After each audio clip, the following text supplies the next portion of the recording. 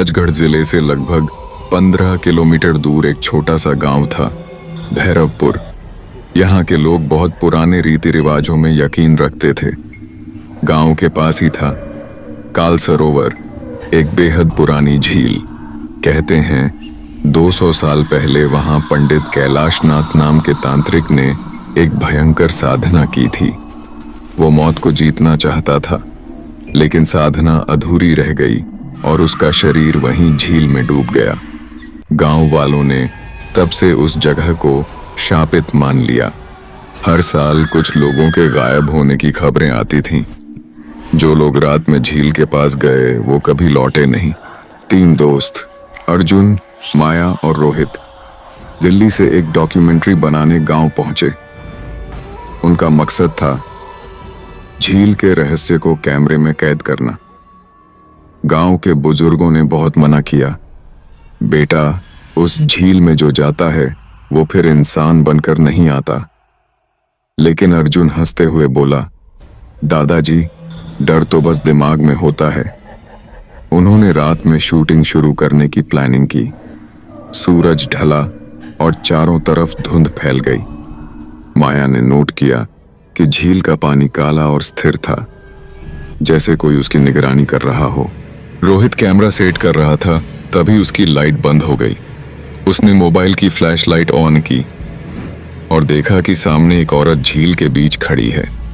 वो सफेद कपड़ों में थी, चेहरा पानी की तरफ झुका हुआ और बाल गीले। रोहित चिल्लाया, कौन है वहां? पर कोई जवाब नहीं आया। फिर अचानक वो औरत झील में समा गई और कुछ ही सेकंड में झील का पानी उबलने लगा। डर के मारे सब कैमरा लेकर भागे, लेकिन अर्जुन ने कहा, नहीं, अब तो और शूट करेंगे, ये सबूत है। अगले दिन गांव के पुजारी ने उन्हें बुलाया। उन्होंने कहा, तुमने उस औरत को देखा, वो कैलाशनाथ की साधना की रक्षक आत्मा है। वो किसी को पास नहीं आने देती। उसकी आत्मा तब तक मुक्ति नहीं पाएगी जब तक कोई उसकी अधूरी साधना पूरी न करे। अर्जुन को यह सब अंधविश्वास लगा, लेकिन रात को जब उसने फुटेज चेक की तो एक आवाज रिकॉर्ड हुई थी, मुझे मुक्त करो, नहीं तो तुम भी मेरे जैसे बन जाओगे। तीनों फिर झील पर पहुंचे। माया ने देखा कि झील के किनारे राख में बनी एक बड़ी यंत्र रेखा थी। अर्जुन ने कैमरा ऑन किया और बोलने लगा, कैलाशनाथ अगर तुम हो तो सामने आओ। तभी तेज हवा चली, बिजली कड़की और झील से एक काला साया निकला, जो धीरे धीरे अर्जुन के पीछे खड़ा हो गया। रोहित चिल्लाया, अर्जुन पीछे देख। लेकिन अर्जुन ने जब मुड़कर देखा, वो साया उसके अंदर समा गया।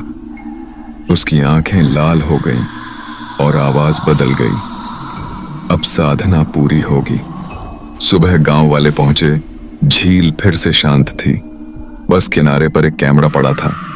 कैमरे में आखिरी रिकॉर्डिंग थी, काल सरोवर अब मुक्त हो गया है, लेकिन उसने एक नया रक्षक चुन लिया है।